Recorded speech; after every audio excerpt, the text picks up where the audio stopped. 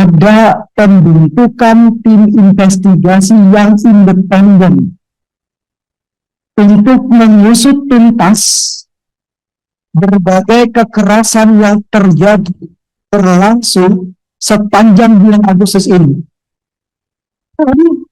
Juga dengan dugaan makar yang keluar dari mulut Bapak Presiden Prabowo Subianto. Kami ini, investigasi ini mengusut tuntas semuanya, sehingga kemudian apa yang disampaikan Bapak Presiden dapat dibuktikan. Saya menuntut untuk Bapak-Bapak Dewan dan pemerintah sekalian untuk segera mengesahkan rancangan undang-undang perampasan aset sekiranya dalam kurun waktu 30 hari.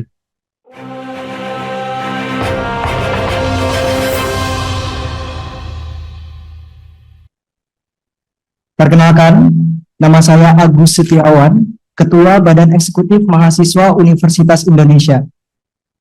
Sebelumnya, perkenankan saya memberikan sebuah pengakuan bahwa hadirnya kami hari ini, baik dari BEM ataupun OKP yang ada di Indonesia, itu adalah bentuk kecintaan kami atas berbagai kondisi bangsa hari ini. Sebetulnya, tadi malam, saya sempat mengambil momen refleksi sendiri, karena saya sangat amat sedih melihat dinamika bangsa hari ini yang seakan-akan kok rasa-rasanya malah merugikan kita sebagai bagian daripada warga negaranya. Maka dari itu saya membuat satu catatan refleksi Indonesia hari ini dengan satu tajuk, menyelamatkan demokrasi, menegakkan supremasi sipil. Kalau kita ingat beberapa waktu belakangan, terutama sepanjang bulan Agustus, terjadi krisis multidimensi yang mencakup aspek demokrasi, legislasi, sosial, ekonomi, hingga sektor keamanan. Kita bisa lihat, aksi demonstrasi terjadi di berbagai titik. Dan kami pun, dari golongan mahasiswa, sempat turun ke jalanan, terutama ketika kami mendapatkan kabar bahwa seorang kawan kami yang mendapatkan represivitas daripada aparat penegak hukum. Kala itu, Afgan Kurniawan menjadi korban meninggalnya dari aparat penegak hukum yang seakan-akan sengaja. Dan inilah yang memantik rasa kemanusiaan kami untuk berhadir di jalanan, pun juga hadirnya kami hari ini. Lambat laun muncul statement dari Bapak Presiden Prabowo Subianto bahwa ada dugaan makar dari berbagai aksi yang barangkali terprovokasi oleh sebagian oknum. Dan inilah yang kemudian menghambat kami, jujur saja menghambat kami untuk turun ke jalanan lagi. Karena kami khawatir bahwa gerakan kami hari ini justru ditunggangi oleh sebagian oknum ini.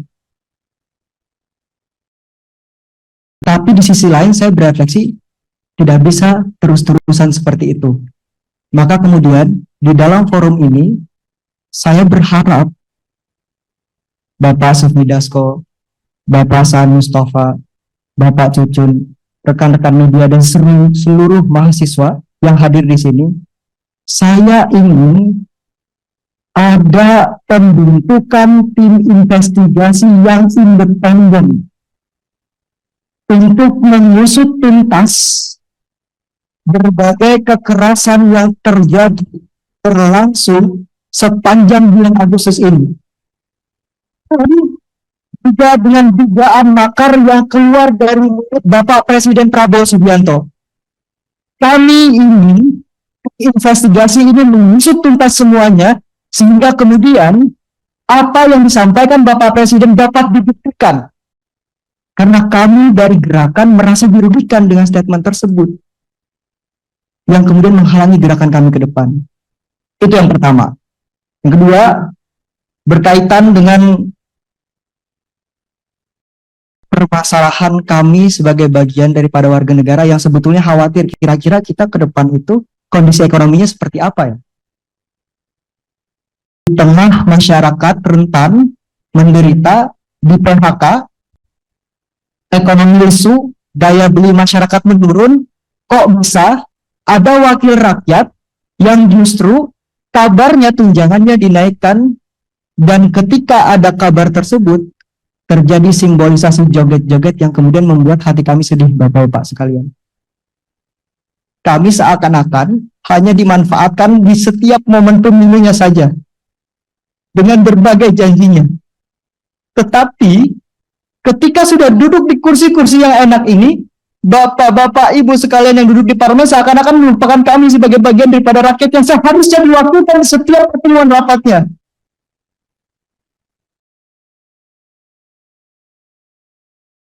Saya pribadi sebagai generasi yang nantinya akan menerus perjuangan ini,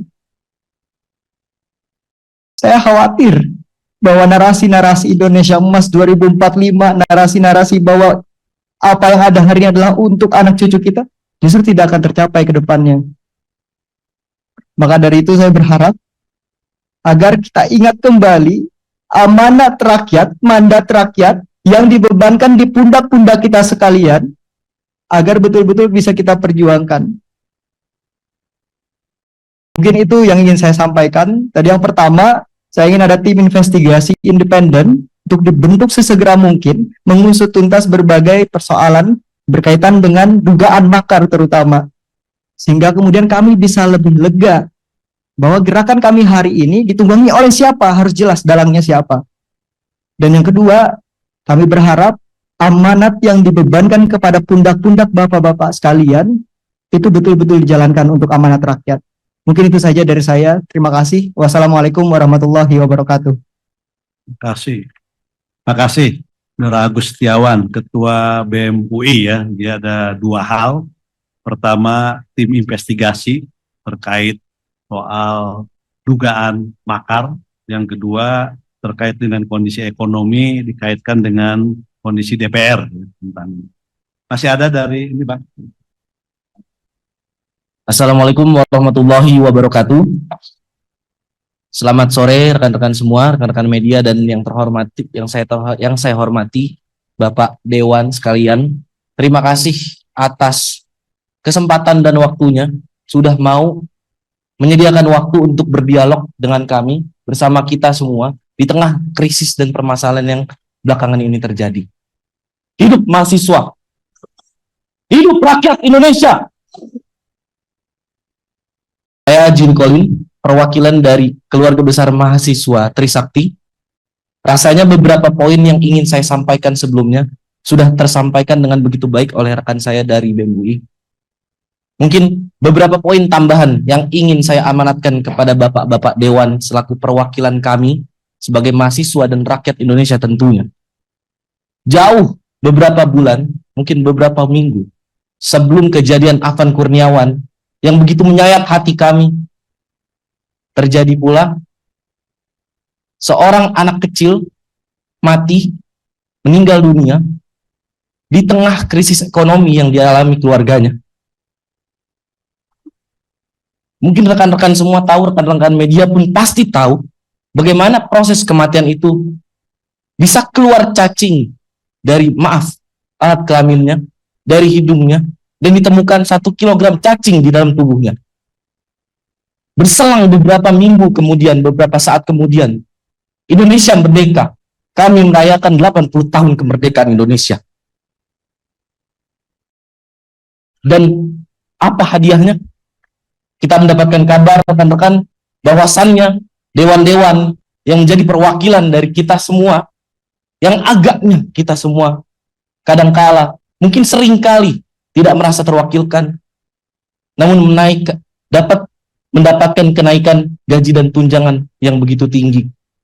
Di tengah kemewahan yang sudah bapak-bapak dan ibu-ibu semua rasakan, dan di tengah tekanan krisis yang masyarakat kecil di bawah alami.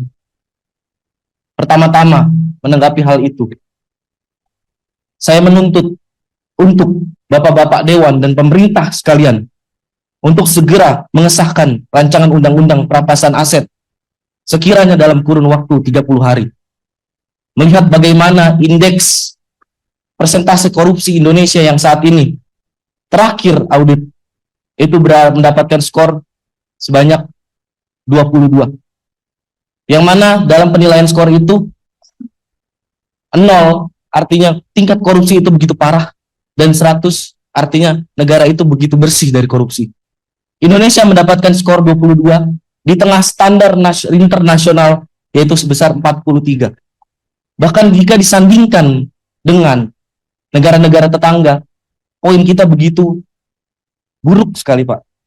Oleh karena itu, saya menuntut Bapak-Bapak yang terhormat untuk dapat mewakilkan suara-suara kami untuk dapat mempercepat rancangan undang-undang perampasan aset. Indonesia sekiranya kehilangan sebanyak 588 triliun akibat korupsi dalam dekade terakhir. Berdasarkan data dari KPK tahun 2024. Aset recovery rate Indonesia hanya 0,2% dibanding standar internasional 3-5%. Kalkulasi impact dana hasil perampasan dapat membiayai pembangunan 2.940 km jalan tol atau 588.000 unit rumah subsidi. Kemudian daripada itu, kami juga menuntut Bapak-bapak sekalian untuk dapat segera menuntaskan pelanggaran HAM berat, hentikan kriminalisasi aktivis dan mahasiswa, jauhkan budaya represivitas terhadap hak-hak kita selaku mahasiswa dan masyarakat untuk bersuara. Saya berani bersaksi bahwasannya kami di sini kaum terpelajar, mahasiswa-mahasiswi, tidak mungkin, Pak, kami menyuarakan pendapat kami, aspirasi kami, keluhan rakyat, jeritan rakyat dengan tindakan-tindakan anarkis. Betul tadi kata saudara dari BEM UI, bahwasannya beberapa hari belakangan ini mungkin banyak sekali propaganda dari beberapa oknum-oknum provokator untuk mencederai nilai-nilai perjuangan yang kami perjuangkan ini. Itu sangat menghambat kami dalam bergerak. Selanjutnya, tuntutan untuk yang belakangan ini marak di sosial media. Saya kira bapak-bapak dan ibu-ibu semua tahu 17+8 tuntutan rakyat yang dilayangkan oleh masyarakat Indonesia yang sekiranya mungkin sudah tersebar lebih dari ratusan ribu.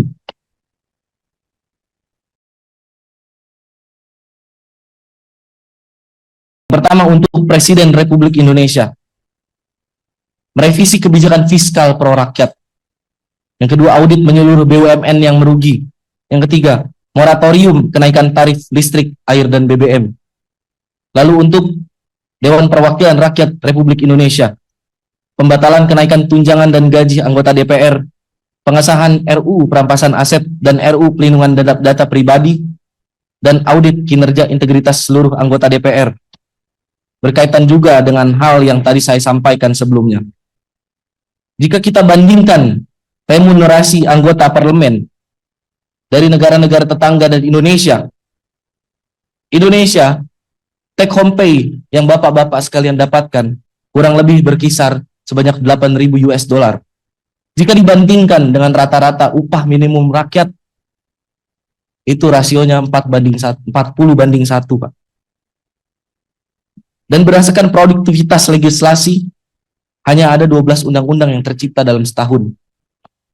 Jika kita komparasi dengan negara-negara tetangga seperti Malaysia, Thailand, Singapura, dan Korea Selatan, Malaysia rasionya hanya 8/1, Thailand 6/1, Singapura 12/1, Korea Selatan 4/1. Bagaimana bisa negara berkembang yang rakyatnya begitu menderita ini gaji DPR-nya 40/1 rasionya? Saya rasa itu benar-benar harus digarisbawahi dan harus ditinjau ulang, Pak.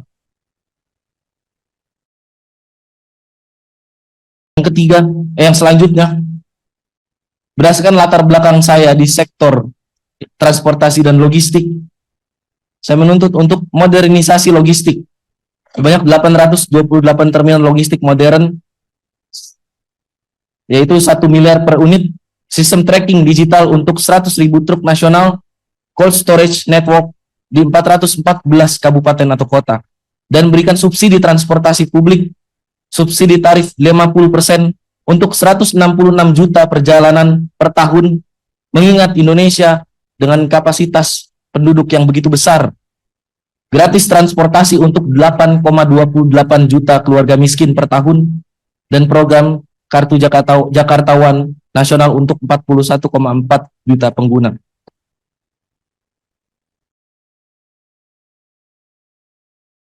Mungkin sekiranya itu tuntutan yang ingin saya ajukan. Bahkan saya memohon untuk bapak-bapak sekalian selaku perwakilan saya dan teman-teman semua untuk dapat memperjuangkan hal tersebut. Karena ini berkaitan juga dengan integritas kita, Pak. Integritas bapak-bapak sekalian selaku Dewan Perwakilan Rakyat yang kami pilih sendiri dengan tangan kami ini. Indonesia 2045 mempunyai cita-cita Indonesia emas. Hal itu didasarkan oleh bonus demografi yang nantinya kita dapatkan di tahun tersebut. Saya harap kita semua dan bapak-bapak semua yang memiliki peran begitu krusial untuk membina generasi muda ini tidak menyia-nyiakan bonus demografi yang akan datang itu, Pak. Sekian dari saya, terima kasih. Terima kasih dari BM Trisakti. Dari OKP dulu ya kita ini. Dari GMNI, HMI ada. Silakan GMNI dulu.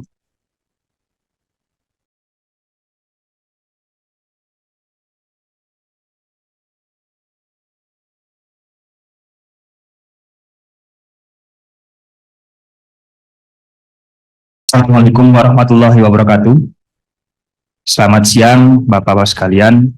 Saya mohon izin untuk teriakkan berikan semangat perjuangan mahasiswa. Hidup mahasiswa. Hidup mahasiswa. Hidup rakyat Indonesia. Merdeka. Yang kami hormati buruh, tani, nelayan, pedagang kaki lima, pedagang asongan, seluruh rakyat Indonesia, mahasiswa, para cendekiawan, dan juga yang kami hormati Bapak-Bapak sekalian. DPP GMNI telah melakukan konsolidasi yang sangat intens dengan berbagai macam elemen, termasuk pada mahasiswa, buruh, dan kami kemarin sudah menyatakan sikap bahwa GMNI melebur bersama rakyat, bersama masyarakat. Dengan kesempatan yang diberikan oleh Bapak-Bapak Dewan sekalian, kami ingin memanfaatkan hal tersebut.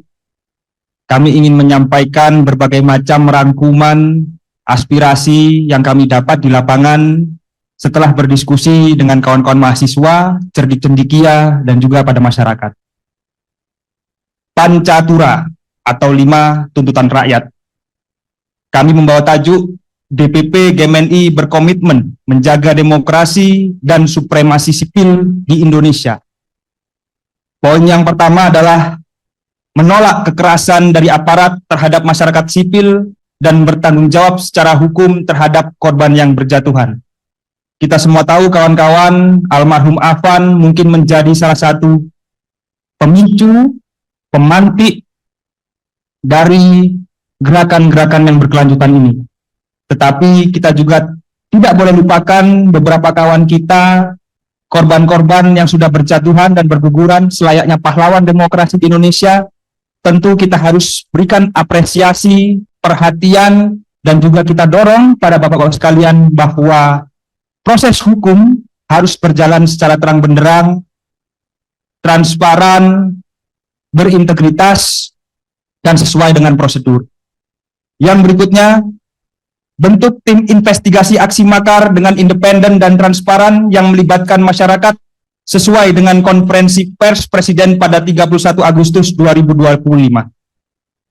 Bapak-Bapak sekalian, tanggal 25 Agustus, terus terang saya hadir dalam proses demonstrasi yang terjadi. Namun, kami DPP GMNI tidak turut serta memobilisasi, tidak turut serta berkonsolidasi, dan lain sebagainya. Tapi kami hadir di tengah-tengah rakyat, mengamati apa yang terjadi. Tentu, kawan-kawan sekalian, yang saya amati adalah terdapat perbedaan corak demonstrasi yang biasa dilakukan oleh kawan-kawan mahasiswa kawan-kawan buruh, dan elemen-elemen lain. Corak demonstrasi yang biasa kita lakukan adalah dengan atribut, dengan adanya mobil komando, dengan adanya koordinator, dengan adanya jas alma mater, dan lain sebagainya, dan lain sebagainya. Tetapi pada 25 Agustus kemarin, berlanjut pada 28 Agustus kemarin, banyak aksi-aksi demonstran yang tanpa menggunakan atribut, yang tidak dapat terdeteksi siapa-siapanya. Maka pidato Bapak Presiden yang menyatakan bahwa terdapat potensi makar, hal ini tentu meyakinkan saya dan mungkin kawan-kawan bahwa ada gerakan-gerakan ke sana. Maka dari itu, Bapak-Bapak sekalian, kawan-kawan sekalian, aksi ini sudah kita lewati bersama dan juga memakan korban, menciptakan kerusuhan. Tentu kami mahasiswa mendorong agar DPR menindaklanjuti secara serius aksi makar ini. Apalagi Bapak Presiden sudah menyebutkannya dalam konferensi pers. Yang ketiga, mendorong DPR mengambil peran strategis di tengah gejolak sosial politik yang terjadi. Kawan-kawan sekalian, kita semua telah bersepakat bahwa Indonesia adalah negara demokrasi. Negara demokrasi ini memiliki 3 lembaga penting, eksekutif, legislatif, dan yudikatif, di mana lembaga legislatif adalah sebagai corong, lembaga yang dapat meneruskan aspirasi masyarakat. Kami terus terang Bapak-Bapak Dewan menunggu kehadiran Dewan Perwakilan Rakyat di tengah-tengah gejolak yang terjadi. Mengapa? Karena agar masyarakat, mahasiswa tidak terbenturkan oleh aparat, agar ruang-ruang diskursus, dialog, dan lain sebagainya bisa kita kemas, bisa kita dialogkan tanpa kerusuhan-kerusuhan yang terjadi. Mahasiswa telah aktif. Kami mengharapkan bahwa DPR juga dapat mengaktifasi diri, mengambil peran yang strategis di tengah-tengah masyarakat, sehingga ke depan apabila ada gejolak-gejolak yang demikian, maka korban-korban bisa diminimalisir kejatuhannya. Tidak ada bentrok antara mahasiswa, aparat, mungkin apalagi dengan NI. Ini yang perlu kita hindari. Sehingga di negara demokrasi ini, supremasi sipil dapat terus terjaga.